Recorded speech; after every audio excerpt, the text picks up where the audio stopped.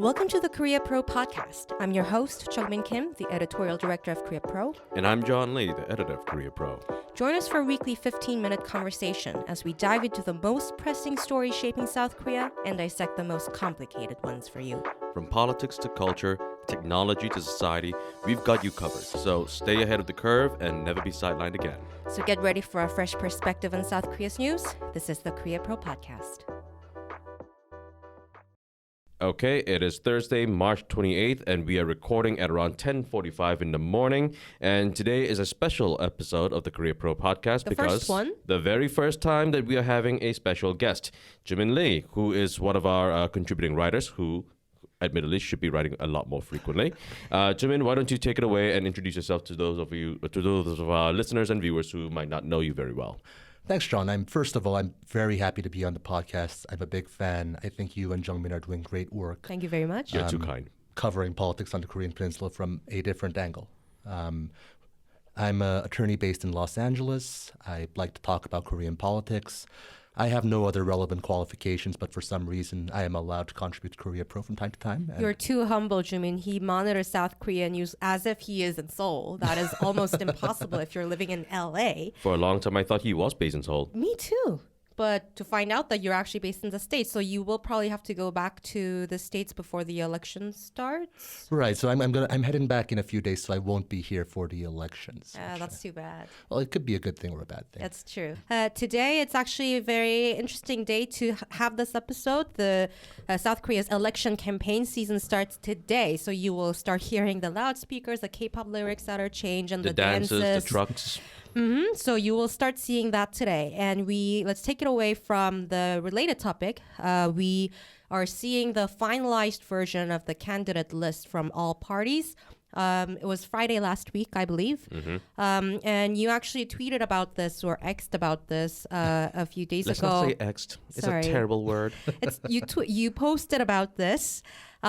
Youth and women ratio actually deteriorating in the 22nd general elections and potentially 22nd National Assembly. It was already not that great in the 21st National Assembly, but there was some improvement last time due to incentives that were given to tapping these younger and women potential politicians. What was your take on that? Right. I think it is quite troubling. And you mentioned incentives. I think it's worthwhile to note for our listeners that Korea has laws, explicit quotas in terms of, getting getting a certain number of women candidates that have to be nominated. Especially for proportional. Right. For the proportional party lists, I believe it's 50% of the candidates have to be women. And it has to be like odd number, the even number thing. Right. And then there's also a system, I believe, where you get an extra campaign funding if you nominate over 30% of your non-party list candidates Used as to women. be 30%. Is it a different number now? Right, that was an issue. 30% stays for like a full incentive, but partly the reason why there was less women candidates was that now the rules changed so that even when you only have 10%, you get some of the incentive. So like 10%, 20%, and 30%. I see. Well, nobody ever hit the 30% quota ever. So apparently, just free money was not enough to incentivize people to actually nominate women to run for elections. Why do you think that is? Well, I think in large part it has to do with the fact that the vast majority of South Korean politicians, particularly those occupying positions of party leadership, are affluent men in their 50s and 60s. And it's no surprise that these people prefer to nominate people who look and think a lot like themselves. And this is particularly problematic in South Korea because we don't have meaningful primaries in this country. Candidates are essentially selected at the whim of party leadership. It's called the 공천 system. The nomination system. Exactly, the nomination system. And while there are technically rules and various standards, scoring system on the surface, but I wrote about this actually, but the scoring system is very, very subjective. Exactly, it's all extremely arbitrary, and it's not as if these people are pulling out some kind of musty old rule book at Democratic Party headquarters that dates from the days of Kim Dae-jung or anything. It's right, and to brief our listeners a little bit on what the scoring system actually was, it was mostly both PPP and DP 40% opinion polls. So the likelihood of them actually winning, which I get. And parliamentary performance being another factor. That's the subjective and not quantifiable. Exactly. And the third one, the most important one for especially DP, was party contribution. Like what constitutes as party contribution, especially when you have a scandal-ridden leader? Got to be loyal to the boss. Yeah. Of course. So essentially, and so we see a situation where in a lot of places, a single nominee is chosen by party leadership based on this mystical scoring system. In a lot of other places, there are technically primaries, but the people who are chosen to run in certain places, the rules of the primary, those are all, again, chosen by party leadership. So they have a pretty good sense of who's going to win when you send these people out to do a primary. So because there is such unchecked control over who the nominees are, that natural bias of leaning towards people who are more like you in terms of background, sex, gender, or age, that adds up over time to the point where more and more people, where we have a slate of politicians that looks entirely different from just people in general in Korea. Yeah. It's almost exclusively the province of old Korean men, middle-aged or older, who are lawyers. Imagine them drafting policies, for example, on low birth rate. Well, we don't have to imagine it because they've done that many times. That is true. But I want to go back to the whole primaries thing. I don't even know why the parties are still pretending to even have primaries. We talked about this before in a previous podcast, but the Democratic Party rejected the results of one of the primary votes because one of the candidates that the voters picked was a conscientious objector. And because he was not going to be the guy who was going to get a lot of centrist votes, the party said, well, we don't care if he won the primaries. We're not going to select him. Also, the way they framed it was so hypocritical because he is this guy who, it's not only just that he didn't go to the military, he has a much longer history and social context why he became so popular. Because he fought for the rights of, soldiers and for example, sexual assaults a lot of soldiers were going through. And they were saying no military service, so you're out. Yeah, this is an individual his name is Im Tae-hoon, who has essentially devoted his entire life after his experience as conscientious objector to helping people in the military who are victims of sexual violence, a violation of their rights. I used to work at the Ministry of National Defense. I know he is incredibly influential within those halls. So it's almost comical that they decided that, well, you spent your entire life helping people in the military, but because you didn't go yourself, I don't think. Also, it's not just that he helped just, women who are in military. Yeah. He actually helped a lot of men. Jumin, you did post something about the percentage of the youth, quote unquote, 청년 in the 22nd general election and those who are older. Like, what's the main demographics that will be running this time? Again, and how much? It's people who were born in the early 70s are essentially the primary, or early 70s and earlier are essentially the primary demographic for South Korean politicians right now. Was that like over 50%?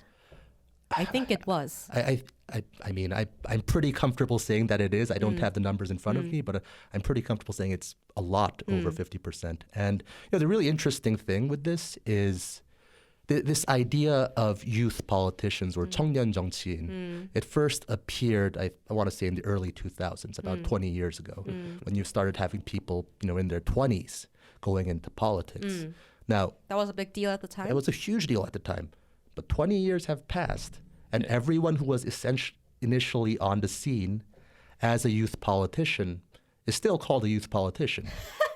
that line keeps moving up and up and up and up. It's as if, there's this imaginary line where if you were born, say, 1972 or earlier, you're a serious politician.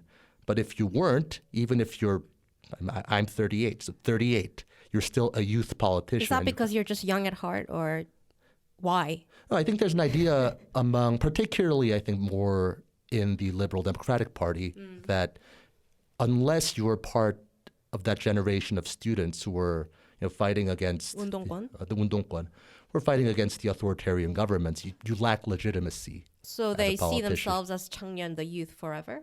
Right. So essentially they see everybody, so they see themselves as kind of serious politicians. They see everyone who's younger than them as youth.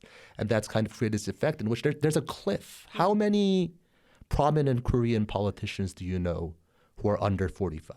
이준석. Well, let me phrase it this way. How many of them will be in the National Assembly after April 10th? It's handful.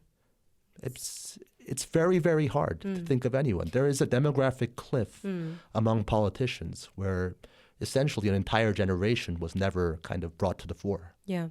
And also not to mention that people, for example, even in the last general election, people who are, I believe in their early 40s, they were referred to as 청년 정치인, youth politicians who are, getting the strategic nomination because they're younger. Right. Why should these people have to, work under a different set of rules? Why can't they just be considered politicians at this point? It's troubling, frankly. Yeah. John, anything to add?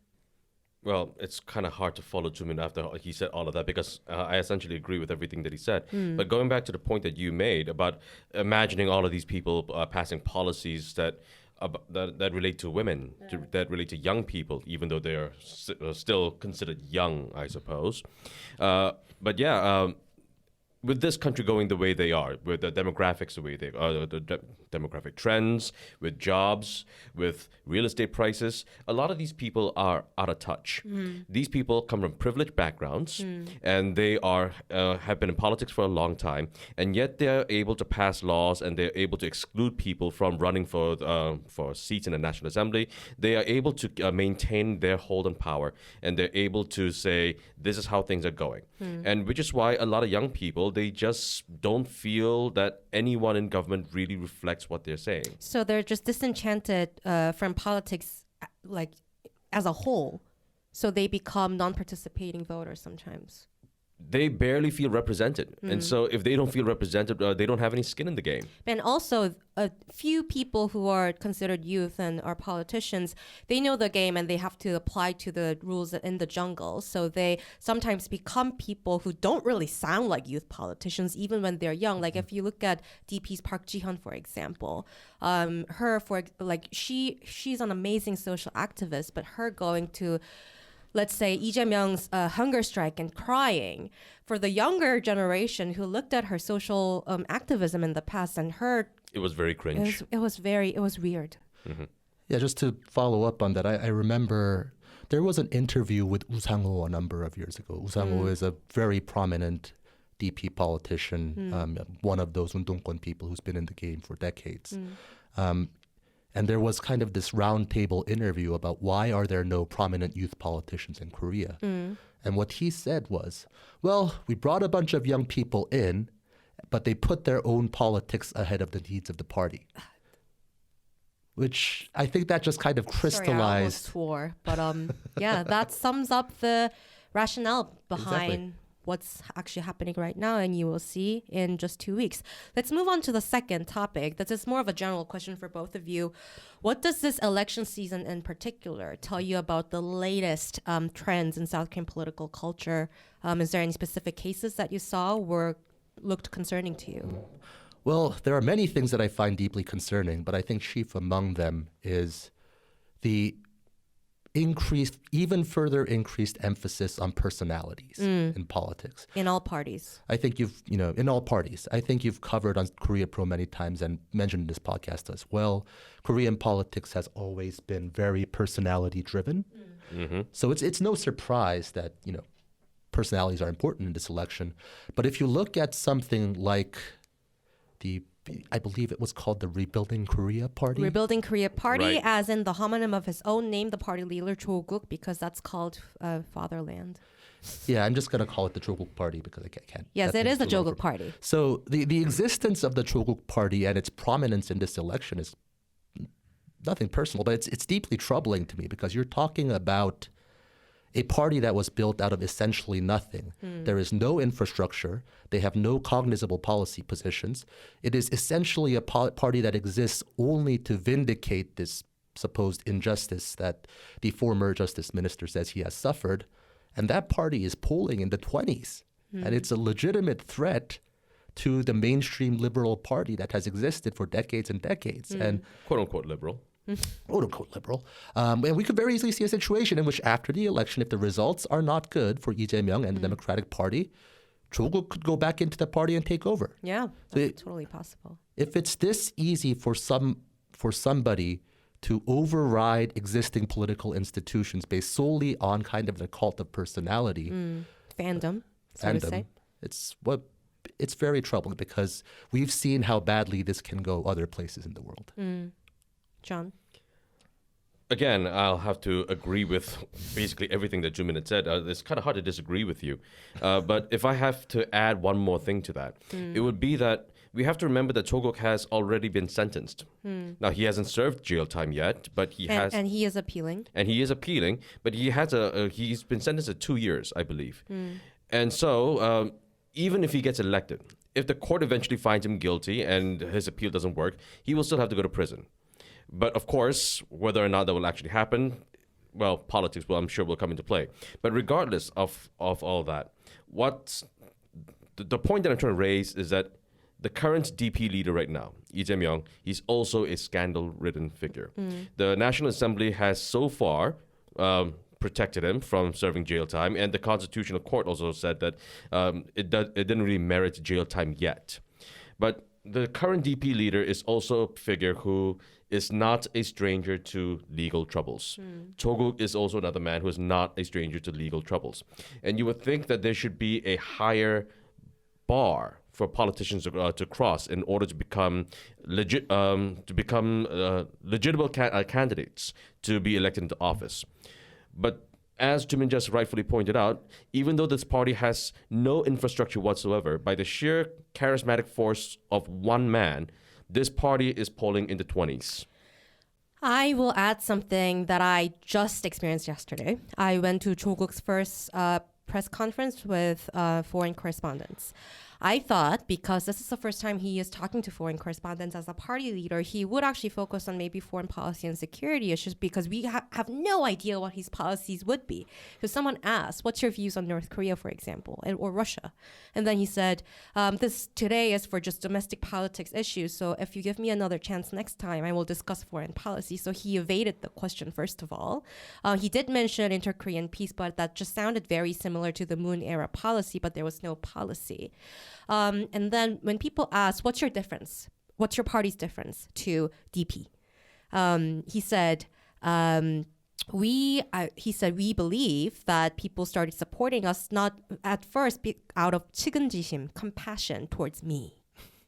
And he knows that. But he says, but that doesn't explain the massive 돌풍, the whirlwind of popularity, which he said. And he says that, please read our 강령, the party, what do you call it? Party platform. Yeah, party manifesto. And then he says that he actually mentions a lot of social rights issue. Like, well, if he wants to make Korea into a welfare state. That's the first time I actually heard him say something like that. So he is trying to build some sort of policy platform, but most of the 1.5-hour press conference was about how even in the first court trial, not all the judges agreed on what kind of 법리 the law will be applied to his case. So he was basically saying that he could be not guilty. What's your take on that? Like him saying something like that to foreign correspondents about pending legal battle. Well, I think I don't want to risk criminal defamation here, but I think it's fair to speculate that a fair amount of the motivation behind him launching this political movement is to gather support for his appeal and for his continued struggle against the legal system. So that's not a great look as a foreign justice minister, though, isn't it? Exactly. It's not. This party is not about policy. It's about vindicating himself personally. And I will note, we should note that this isn't even the only minor political party that is focused around individuals with legal troubles. We have the 소나무당, the Pine Tree Party, which is essentially a minor party formed by a bunch of former DP individuals who are under criminal prosecution and therefore were not able to run. Including someone who supported An Hee-jung, who was it? Former governor of the Chungcheong province, if I'm not mistaken. Yeah. He was a rising star at one point, and many believed that he could replace Moon Jae-in one day after he left office. It turned out the man was not a very nice person. He started the whole Me Too movement in South Korea because of his allegations. Anyways. The allegations against him. To be clear, he is a convicted rapist He is, yes. who served a prison term. But, anyway, the entirety of South Korean politics has kind of gotten embroiled in this idea of wanting to secure vindication and justice for individuals. And I think it's particularly harmful for the Democratic Party because, as a liberal party, there are a lot of policy agendas that they need to be pushing. There And are. they've essentially abdicated all of that in favor of, protecting Lee Jae-myung, Cho Kuk, and various other individuals. And back to the political culture issue, voters are also being very easily mobilized by that sort of motivation that politicians are using, the vindication, personal vendetta. It's very concerning. And I think a lot of that has to do with the apathy that you raised earlier. A lot of people who care about policy, who care about things that actually matter to people, are just turned off by politics now because nobody is pushing for the policies they want. The people who remain are the people who are attracted to this kind of high political drama in terms of individuals and injustice. It's Those who are perennially online. who are also who live on Twitter or X, and we see a lot of In South Korea, it's more like YouTube reply section. And just to be a little bit fair, let's talk about, just briefly, political culture cases that you've seen with the ruling party. Was there anything concerning that you saw? Or the supporters? I'm just going to mention one thing that I flagged before. When Lee Jae-myung was stabbed, when Han Dong-un went upstage to say, I feel so sorry and I hope he recovers quickly, some of the supporters were shouting, Booing. more like they were like clapping about the fact that Lee Jae-myung was stabbed. That was a very bad look. That's one case I remember. Anything else you want to add? No, I think it's good that you raised that because I don't want to give the impression that we're just kind of crapping on the Democratic Party here. I mean, the ruling party has issues that are far more deep-seated and in some ways are older and more serious than the Democratic Party in terms of a large part of their support relies on individuals like the person who stabbed Lee Jae-myung. A large part of their support relies on the oft-mentioned young, angry men who are very much against gender equality and are very loud about that online. I think we can just call them misogynists. They are. Some of them are. And also, PPP's main issue this time was, like you said, a like decades-old thing of something with the president. Like, what's the relationship with our party leader and the president was just like the main thing throughout a few months earlier this year. And they couldn't really change anything related to that. Exactly. And I will give credit to Mr. Han in the sense that, he's not, I don't think he actively courts kind of the most negative elements of that party's support base, but he's not doing much to kind of fix it either. So I don't know if he fully understands kind of the forces that he's tangling with here. Unlock the full Korea Pro experience by joining our community. Stay informed, stay ahead, and never miss a beat on Korean affairs that matter. Subscribe today and transform the way you understand Korea.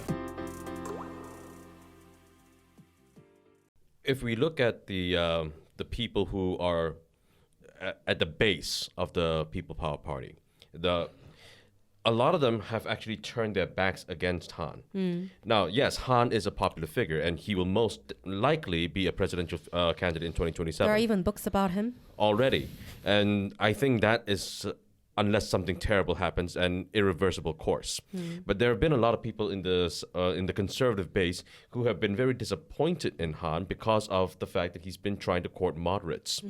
Now, Han has already reprimanded several PPP lawmakers who have made outlandish comments about how these past protests that occurred in Korea during the democratic movements were funded and orchestrated by North Korea. And when Han made those remarks, a lot of people in the base were saying, why is he sounding like a Democrat? And so there are a lot of people in the conservative base who are just as equally polarized and unwilling to bend even just a little bit, because any kind of compromise, even if it sort of makes sense to them, is like trying to agree with communists.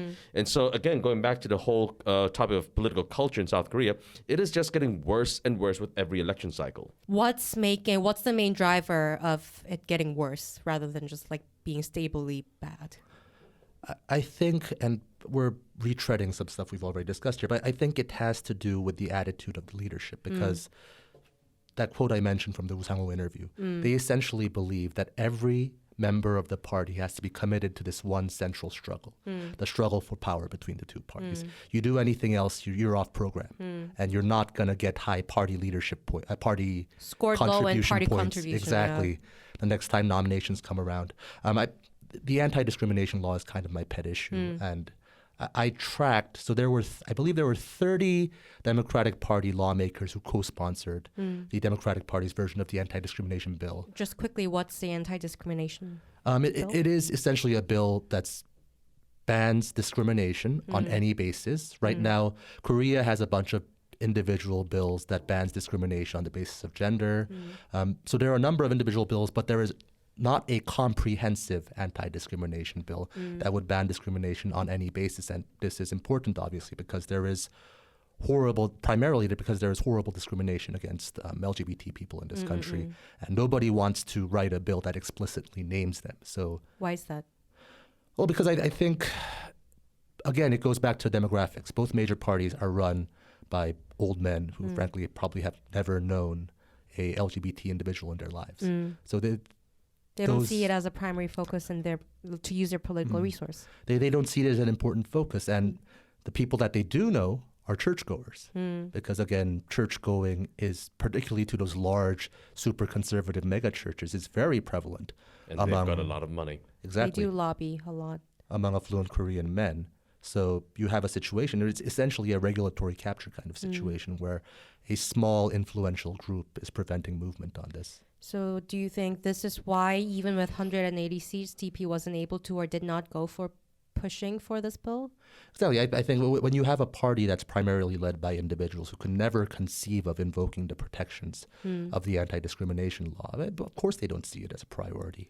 And the point I wanted to make was that of the 30 co-sponsors of this bill in the previous National Assembly, less than half will be allowed to run again in this election. I believe the number was 13. And if you look at the most prominent proponents of that bill, Lee Jae-myung from the Democratic Party, he has actually moved to the People Power Party because he got wind of the fact that he would not receive a nomination. Chang Hae-young from the Justice Party is running, but best of luck to her, but I don't think her polling numbers Yeah, look too her good. district, the DP's winning, right?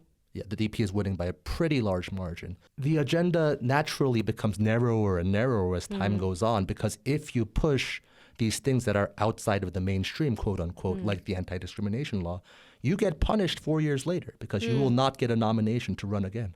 Because you're scored low Exactly. for focusing on something that is not the party's focus. Exactly. You should have spent that energy defending Cho Kuk. Now, Jumin is talking about what's going on at the top, but this goes both ways. There are a lot of things going on at the bottom. And by the bottom, of course, I'm talking about social media. Now, we already just briefly touched on this. Now, I haven't been that active in observing what's been going on in the traditional forums. And by traditional forums, I mean Ilbe and DC Inside. I monitor them. You monitor them. However, I have been monitoring YouTube. And there are a lot of far-right channels out there. And by far-right channels, it can range from those who are talking about day-to-day politics and offering their commentary about what Lee Jae-myung is doing, what Han Dong-un is doing. Framing it like news. Framing it like the news. People who are filming in their own living rooms or in their own cars. But there are also a lot of people who, while wearing masks to hide their identities, will go on tirades against women, against anyone from female politicians to other female YouTubers and female gamers. And they will say the most horrendous, outlandish, offensive things about how a woman with just, who might have applied makeup in an odd way, is trying to give some sort of a feminist message and therefore will dox these people. And because of the polarizing effects of social media, and we know that the most loud voices are the most offensive ones, and they're the ones who gain the most traction, this is the base that gets riled up the most. And so with the leaders at the top, as Jumin mentioned, operating the way they do, and with all of these social media influencers and their viewers operating the way at the bottom the way they do, it becomes a toxic mix that just mashes right in the middle. So that's a pretty new variable in South Korean political culture. I'm not so sure if the social media phenomenon is something that we can consider new anymore, but it's evolving, I would say. It's evolving, yes. The platforms are evolving and expanding. So that's concerning. And we will end on a little bit more of a detailed point of view on the upcoming 22nd National Assembly. You already mentioned anti-discrimination law. I was going to ask you top 3 bills that you think are most important for international audience to keep an eye on. Of course, anti-discrimination law, which looks like it's not going to happen in the 22nd National Assembly. Anything else that you want to flag? Also, I'm very hopeful that a new generation of leaders will emerge in terms of support for the anti-discrimination law. I do think it's the most important thing. Embassies here are on the very, very agenda right now. interested in that bill. But And yeah, eventually it will get to the point where it's just so embarrassing from an international perspective that we don't have this, that I think there will be movement, but it probably won't be in the near future. Second issue I wanted to flag. So the prevailing kind of prediction right now is that it's going to be a DP win. I think talks of 200 seats are a bit outlandish. I mean, the president's still polling at like 35%. I don't think that's possible. Yeah, but I think they will have a majority. And I think if they are able to frame this as a victory, they will be emboldened and they will want to make some kind of large symbolic gesture for their base early on in the term of the 22nd National Assembly. So first thing I thought of was what's going to happen to the public prosecutor's office. Because recently, Cho Kuk, who is slightly biased, I think it's fair to say, said that if his party will push for the abolishment of the public prosecutor's office. And he was going to change the name and bring it down to agency level and make it 기소청, indictment agency. The indictment agency, that's right. What does that mean? Indictment I agency. guess What's his goal of Does trying he to even change have a policy beyond that? I guess the idea is that they would only be able to litigate cases, criminal cases, and they would do nothing else essentially except for indicting people and appearing in court. So what is the power that he wants to get rid of? So in Korea, prosecutors have traditionally have the ability to independently investigate cases. And this has become kind of a huge flashpoint, I think fair to say, starting in the Moon administration. Yeah, during Justice Minister Cho. Precisely because of Justice Minister Cho, because there has always been this kind of prevailing belief that prosecutors are unfairly harsh towards Also, they are liberal not the most politicians. popular people in South Korea for just cultural reasons as well. But still. The Their role, reputation is well deserved. Yeah. the role they played in the authoritarian regimes is well documented. Yeah, I think it's fair to say. But we are living in 2024, and the problems we face now are different. And so there have been all of these efforts to reduce the power of the public prosecutor's office, kind of. 검수완박. Exactly. thing, So right? reducing their authority in terms of the ability to investigate certain cases, creating I believe it's called the Public Corruption Office, 공수처, as a separate independent agency to bring cases against public officials, Like looking into Ambassador Lee Jong-sup, who went to Australia and came back. which they are very notably don't seem to be a whole lot of in a hurry to do. No. So there's been a lot of confusion in this area, I think, for nearly half a decade now. In terms of what exactly is the process for indicting high-profile cases in this country. And I think that there's a big chance that is thrown into further confusion if the Democratic Party is emboldened by a large National Assembly majority. And I'm not saying one way is better than the other. I'm just saying at some point we have to decide on a way and kind of push forward with it, because people, I know some line prosecutors, I know people involved in the criminal justice system. People are very, very confused about what's going on right now. And third, The last one, so this is a little bit out of left field, but I think we should keep a close eye on the defense cost negotiations with the United States. Because, so it's been in the news, we are negotiating those costs on an accelerated schedule because people are concerned about what happens if Trump comes into office.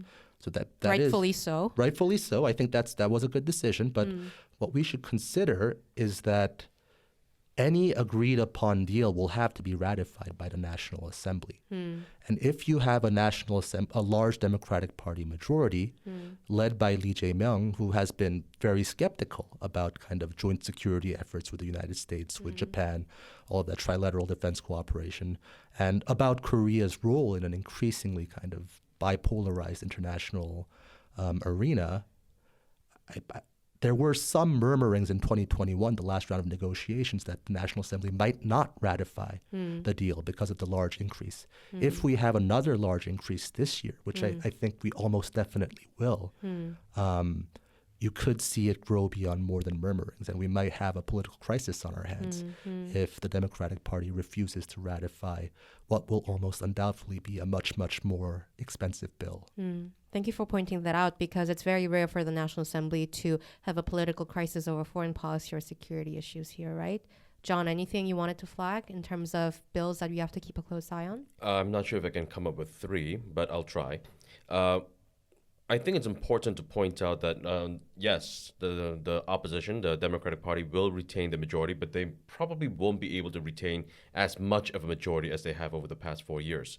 Right, But- like 150, 180, and 200, it comes with different Sure. sort of power, right? And it's also important to point out that because they will not gain that supermajority, I think there will still be a lot of gridlock because the president will still refuse to meet with the opposition leaders. Yoon has been in office for, 2+ years now, and he has still refused to officially meet with Lee Jae-myung. Just sit down Uh, with him. He only actually met with Lee Jae-myung once, and that was during his father's funeral. And that was only for a few minutes. And he refused to actually meet with Lee Jae-myung because, and this is my personal opinion, I think he refuses to acknowledge him as a legitimate political leader. Because as far as the president is concerned, Lee Jae-myung is a criminal who has just not yet been convicted. And the same thing will apply to Cho Kuk, really. And so with these two opposition leaders gaining power, Yoon is still going to just retain his old prosecutor mentality and refuse to compromise. And if that happens, there's going to be a lot of gridlock. The opposition will pass a lot of votes, but they will not have enough power to overcome Yoon's veto. And so there will be, however, there will be some overlaps, of course. For instance, in a couple of days from now, the National Assembly are going to vote on tax credits for companies that make semiconductors, EVs, and batteries. The talk is right now to increase the tax credit for corporations from 8% to 16%, and from small businesses from 17 to 25%.